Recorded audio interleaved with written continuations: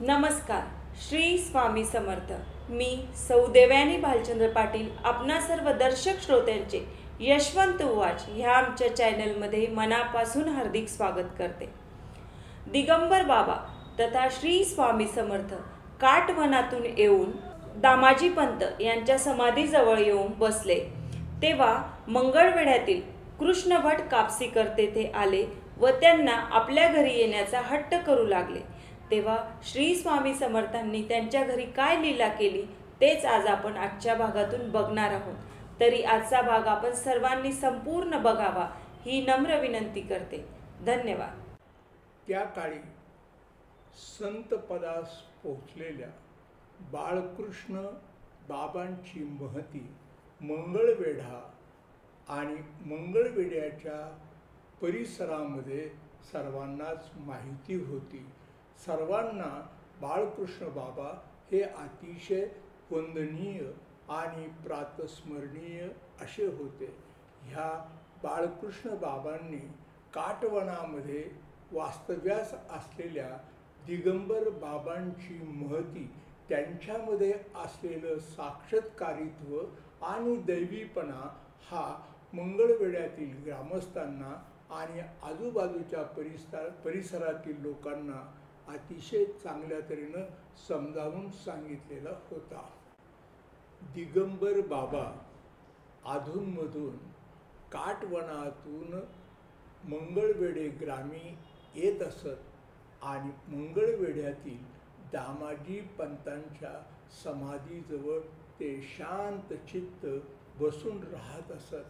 असेच एकदा नेहमीच्या शिरस्त्याप्रमाणे ते आले आणि मंगळवेढ्यातील दामाजी पंतांच्या समाधीजवळ बसले असताना मंगळवेढ्यातील कापशीकर बुवा तेथे आले.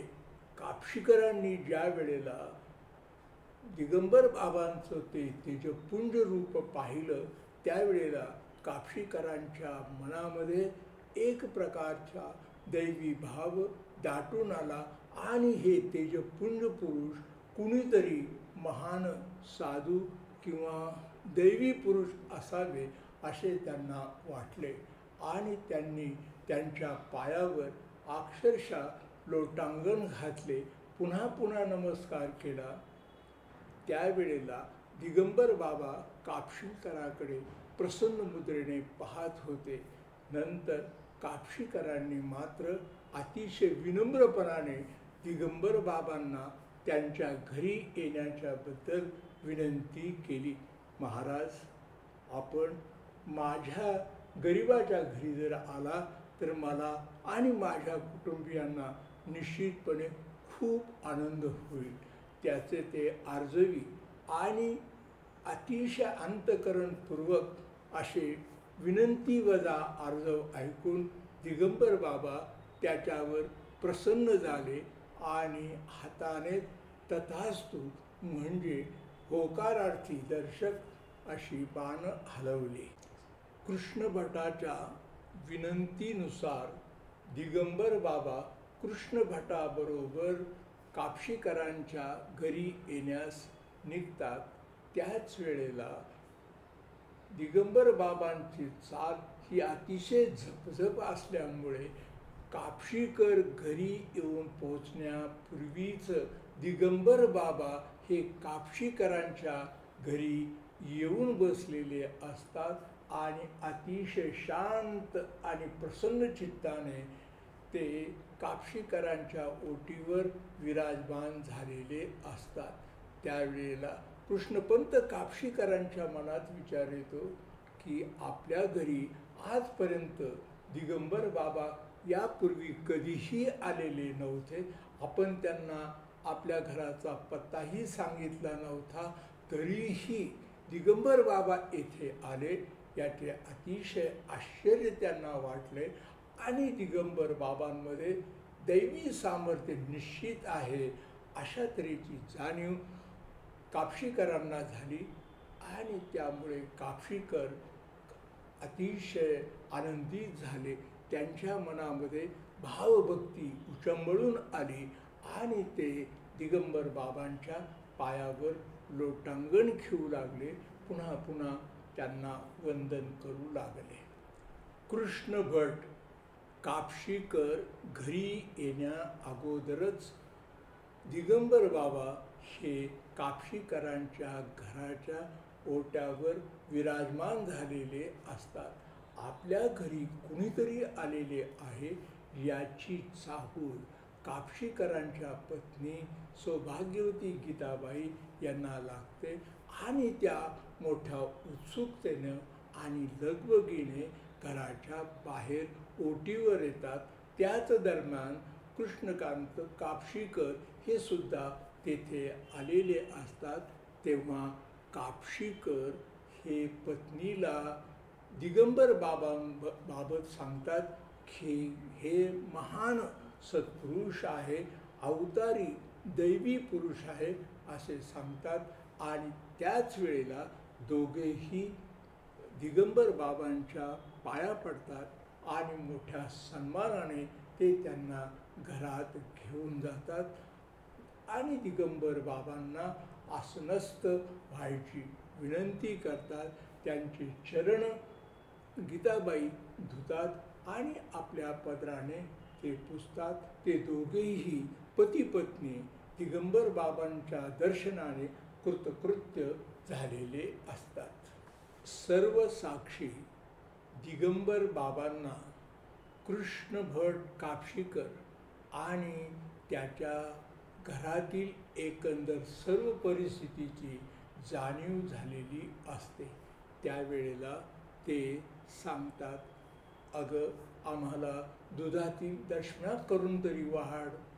त्यावेळेला गीताबाई अतिशय हिरमुसल्या होत्या, काहीशा नाराज झालेल्या असतात. दुधाचं भांडं घेऊन त्या घराबाहेर पडणार. त्याच वेळेला सर्व साक्षी दिगंबर बाबा तिला सांगतात, अगं बाहेर जाण्याची काय गरज आहे? तुझ्या घरात प्रत्यक्ष धेनू असताना दुधासाठी अशी वणवण का फिरण्यात जाते? त्यावेळेला गीताबाई काहीशा नाराज होऊन सांगतात की महाराज, गेल्या 4 वर्षापासून आमच्या घरात असलेली ही गाय खाटी आहे. फक्त आम्ही तिला चारा घालतो, परंतु ही खाटी गाय मात्र आम्हाला दूध देत नाही. अगं असं कसं म्हणतेस? चल बरं. आणि ते गीताबाईसह आणि कृष्ण भट कापशीकरासह येतात.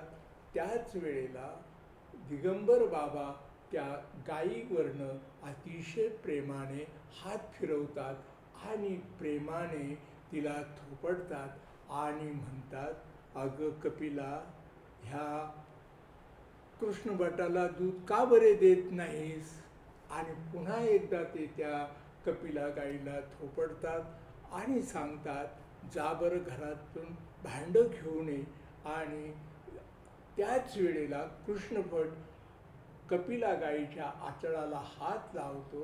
त्यावेळेला अक्षरशः कपिला गाईच्या आचळातून दुधाच्या धारा वाहू लागतात आणि भरपूर प्रमाणात दूध कृष्ण भटाला त्यावेळेला मिळतं. इतकं दूध मिळतं की अक्षरशः त्या दुधाच्या तुषाराने त्याचा चेहरा हा दुधाच्या थेंबाने पूर्णपणे माखून गेलेला असतो. ते दूध घेऊन ते अतिशय आनंदाने घरात येतात. दोघाही पती पत्नीला आनंद होतो आणि मोठ्या प्रेमाने ती गीताबाई दुधातील दशना करून महाराजांना वाढते. त्याच वेळेला मात्र ते अतिशय संतुष्ट झालेले असतात आणि ही बातमी मंगळवेढा आणि मंगळवेढाच्या पंचक्रोशीमध्ये वाऱ्यासारखी पसरते. कारण या अगोदर कृष्ण भटाची ती गाय ही खाटी असते हे सगळ्यांना माहीत असतं, परंतु एका दैवी पुरुषाच्या स्पर्शाने ती गाय दुभती झाली याचं सगळ्यांना आश्चर्य वाटायला लागतं आणि लोकांचे लोंढेच्या लोंढे कुतूहलाने त्या कृष्ण भट कापशीकरांच्या घराकडे यायला लागतात. त्याच वेळेला मात्र सगळे अतिशय आनंदित होतात. ती गायसुद्धा त्यांना अतिशय प्रसन्न चित्त अशी दिसते. सगळे ते दुधाची भांडे पाहून आणि दिगंबर महाराजांचं ते दैवी रूप पाहून सगळ्या गावकऱ्यांना अतिशय आनंद होतो. कृष्णभट झालेली सगळी परिस्थिती त्यांना सांगतो आणि सगळे गावकरी आश्चर्यचकित होतात. तेथे जमा झालेले बाया बापड्या या अतिशय हर्षभरीत होतात आणि दिगंबर बाबा की जय असे मोठमोठ्याने गजर करायला लागतात. दिगंबर बाबा की जय, दिगंबर बाबा की जय असे म्हणतात आणि अक्षरशः त्या जमावातील लोक दिगंबर बाबाच्या पाया पडतात, लोटांगणे घालतात, नमस्कार करतात. परंतु ह्या अतिशय उत्साही वातावरणातून बघता बघता दिगंबर बाबा तिथून निघूनही जातात. धन्यवाद दादा. श्री स्वामी समर्थ कृष्णभट कापसीकरांच्या घरी आले तेव्हा तेथील कृष्णभट कापसीकरांची जी गाय 4 वर्षापासून दूध देत नव्हती, ती खाटी गाय श्री स्वामी समर्थांच्या हस्तस्पर्शाने दुभती झाली. ते आज आपण आजच्या भागामध्ये बघितले. अशीच मंगळवेढ्यातील एक लीला जी श्री स्वामी समर्थांची आपण येणाऱ्या भागांमध्ये बघणार आहोत. तरी आजचा भाग आपणा सर्वांना कसा वाटला ते आम्हाला कमेंटमधून नक्की कळवा. श्री स्वामी समर्थ. धन्यवाद.